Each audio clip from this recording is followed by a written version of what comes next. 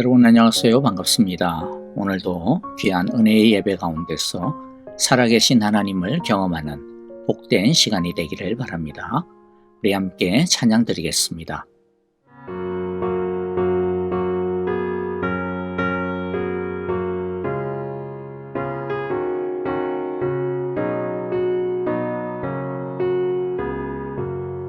주의 확실한 약속의 말씀 듣고 주만 믿으면 구원을 얻으리라. 할렐루야 할렐루야 내가 예수를 믿어 그의 흘리신 피로 내 죄 씻었네. 할렐루야 할렐루야 내가 예수를 믿어 그의 흘리신 피로 내 죄 씻었네. 나의 갈 길이 험하고 위험하나 항상 예수의 도우심 믿고 가네. 할렐루야 할렐루야 내가 예수를 믿어 그의 흘리신 피로 내 죄 씻었네. 할렐루야 할렐루야 내가 예수를 믿어 그의 흘리신 피로 내 죄 씻었네. 주의 보좌에 천사들 둘러서서 우리 구주를 높이어 찬양하네. 할렐루야 할렐루야 내가 예수를 믿어 그의 흘리신 피로 내 죄 씻었네. 할렐루야 할렐루야 내가 예수를 믿어 그의 흘리신 피로 내 죄 씻었네.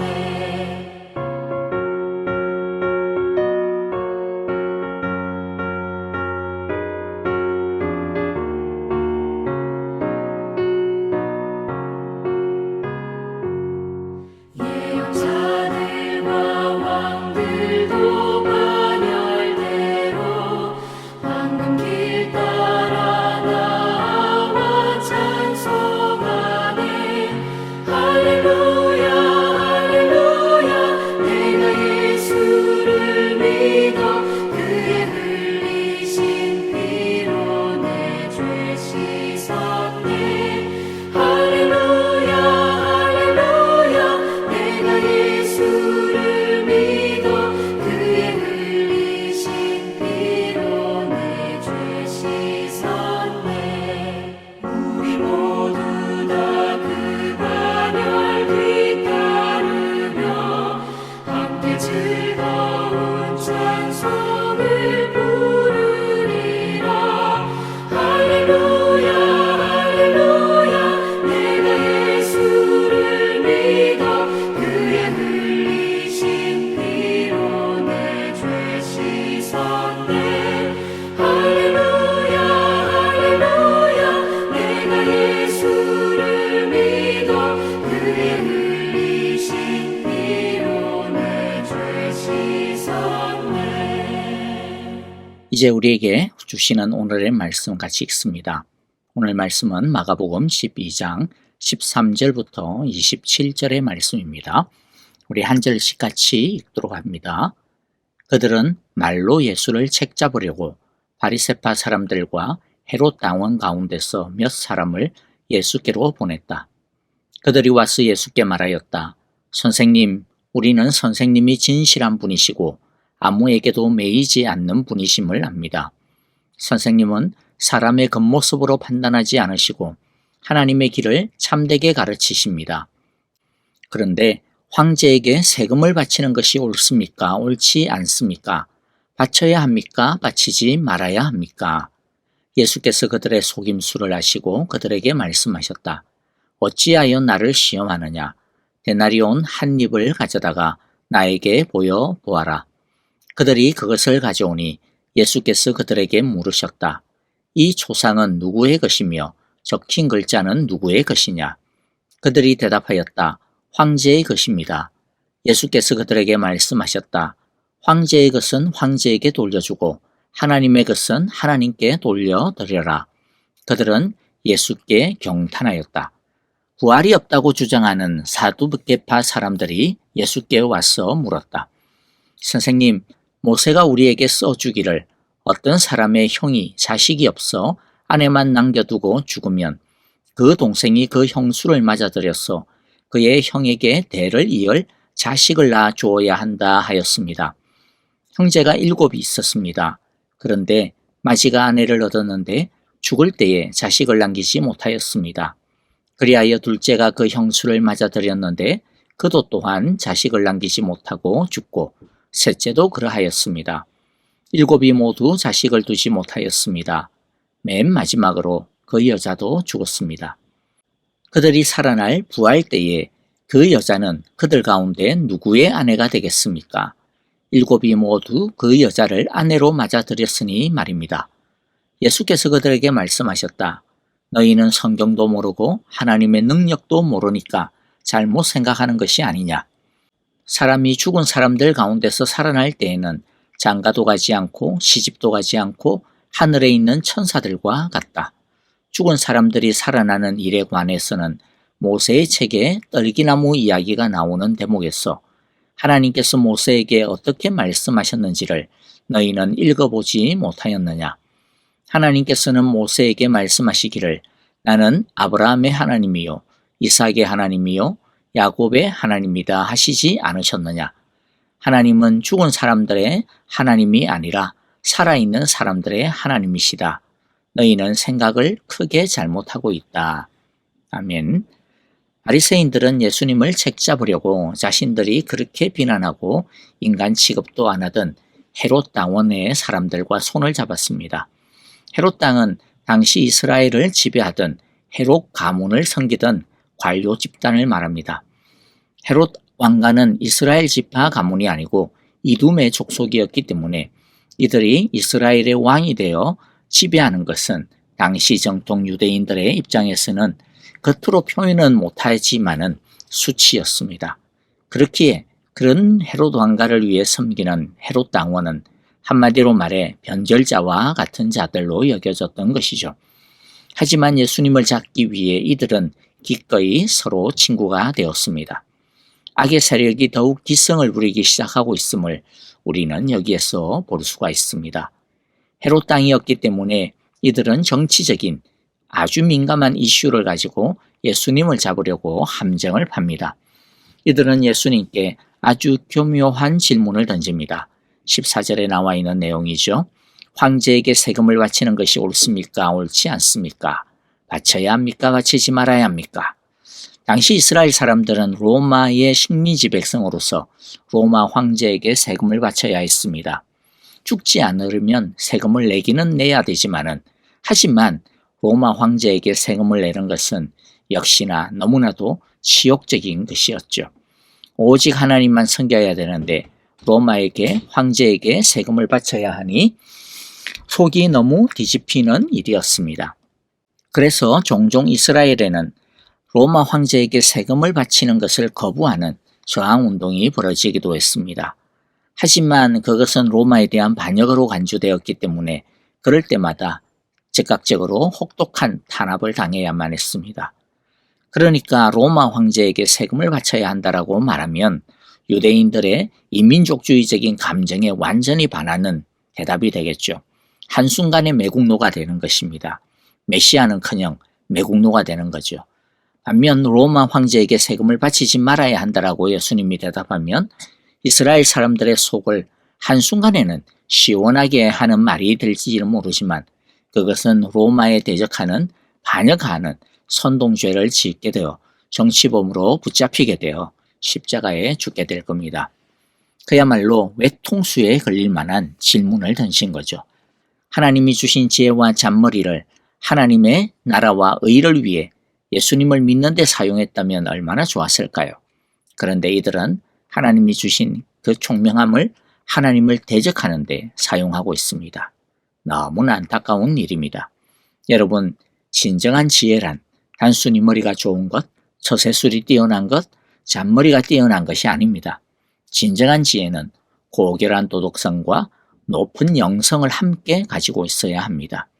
바라기는 우리는요, 잔머리의 대마왕들이 아니라 진정한 지혜자들이 다 되었으면 좋겠습니다.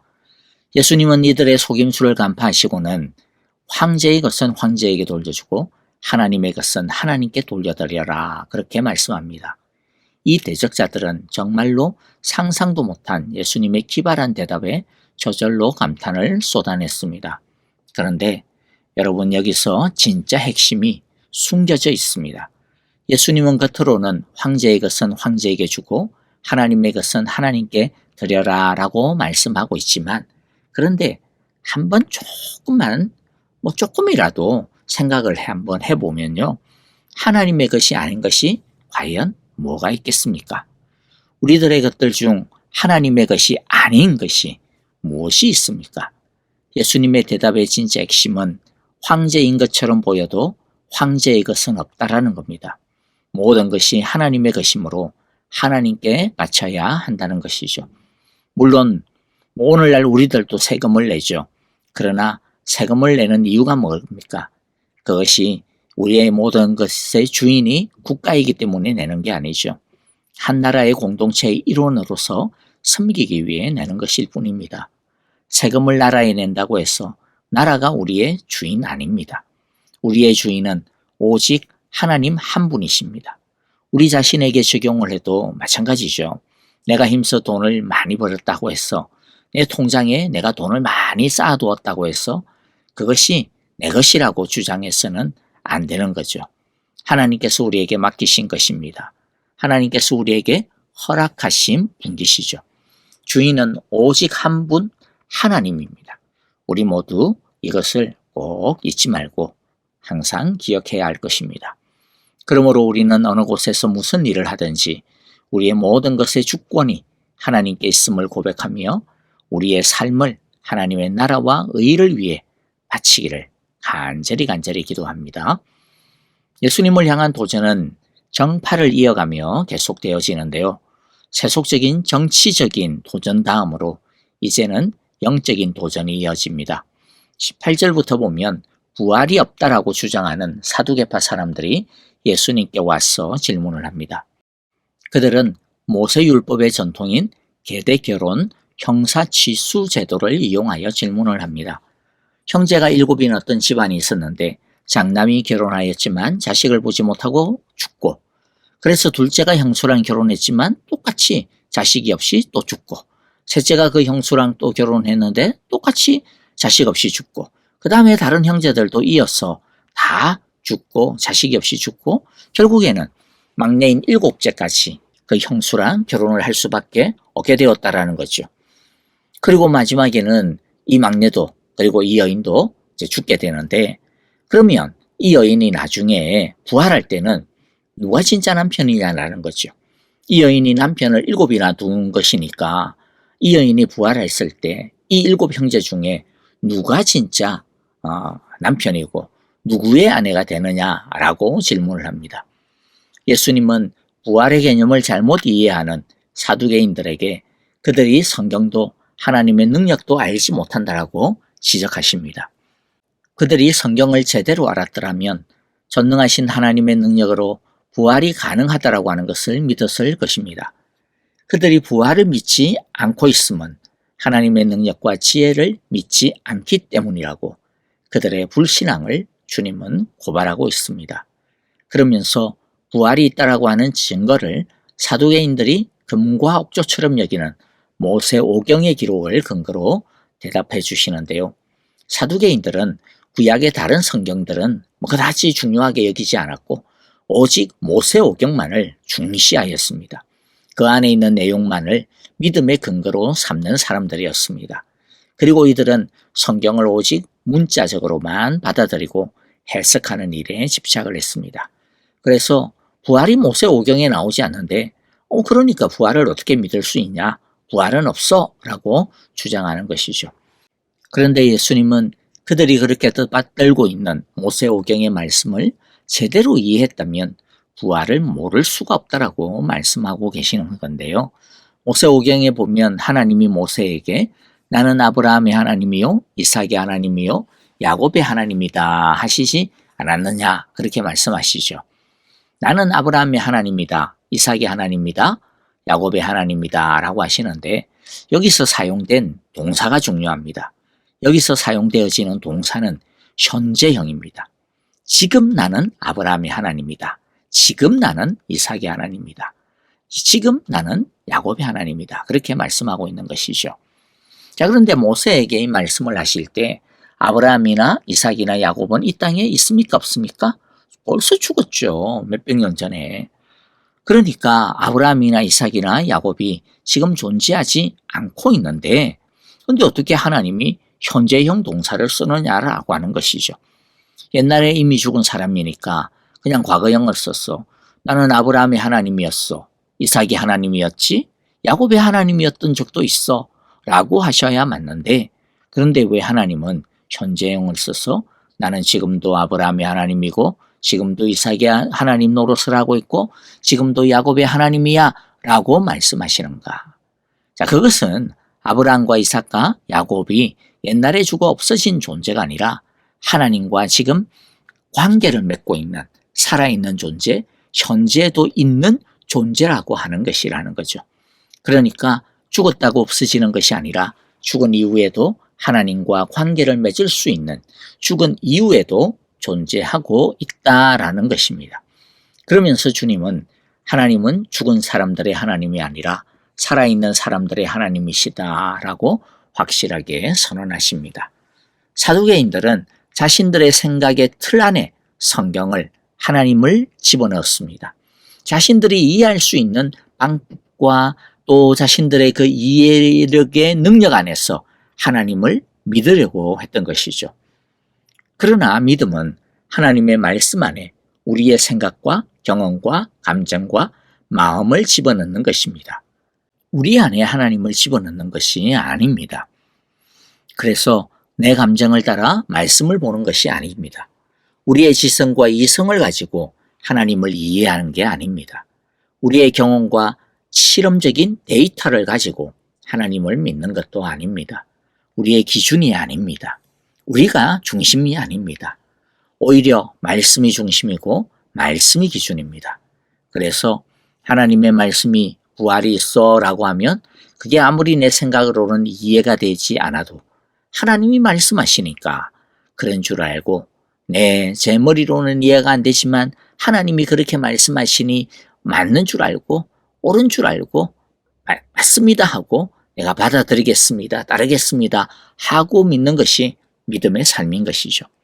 우리는 이와 같은 모습을 계시 의존적인 생각, 말씀 의존적인 마음, 말씀 중심의 믿음, 하나님 중심의 삶이라고 부릅니다.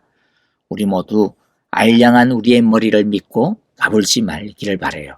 하나님의 말씀이 그렇다고 하면 그런 줄을 알고 하나님의 말씀이 안 돼! 라고 하면 그게 아무리 좋아 보이고 아무리 그냥 갖고 싶고 아무리 하고 싶어도 안 되는 줄 알고 아닌 줄 알고 하나님을 따라가야 할 것입니다. 그러므로 오직 말씀 의존적인 계시 의존적인 하나님 의존적인 믿음으로 지금도 살아 역사하시는 우리 하나님의 사랑과 지혜와 능력을 우리 모두가 경험하는 살아있는 믿음을 우리 모두가 소유하게 되기를 간절히 바라고 기도하고 축복합니다. 아멘. 자, 이제 우리 함께 오늘의 말씀 마음 가운데 다시 한 번 더 새기면서요. 우리 함께 회개할 거 회개하고 붙들 거 붙들며 결단하고 적용할 것들 또 결단하고 적용하면서 함께 기도하기를 바랍니다. 계속하여서 우리 교회를 위하여 기도합니다.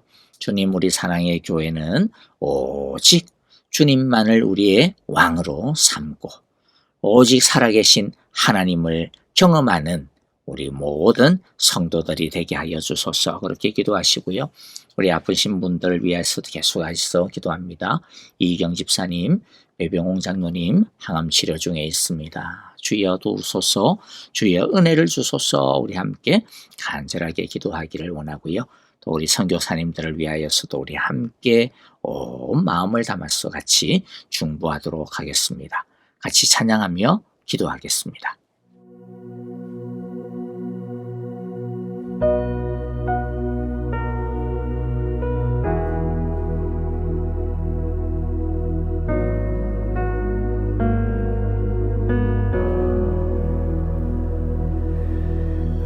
우리 주는 위대하며 능력이 많으시도다. 그의 지혜 무궁하며 인자는 영원하도다. 상한 자들 고치시며 상처를 싸매시도다. 별들의 수를 세시며 이름을 붙이셨도다. 그가 구름으로 하늘을 덮으시며 땅을 위하여 비 준비하시니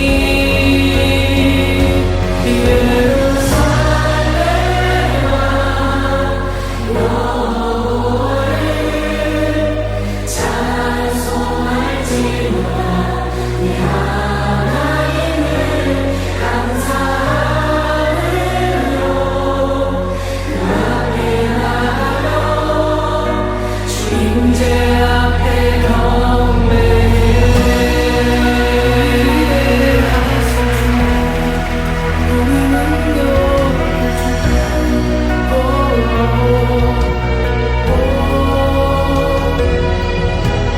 우리 주는 위대한 능력에 영이 많으시도다. 그의 지혜 무궁하며 인자는 영원하도다.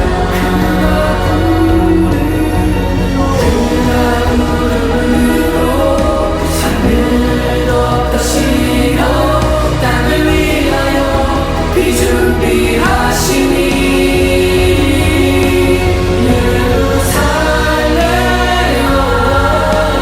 여호와를 찬송할지어다. 내 하나님을 감사함을 그 앞에 나가며 주제 앞에 경배해.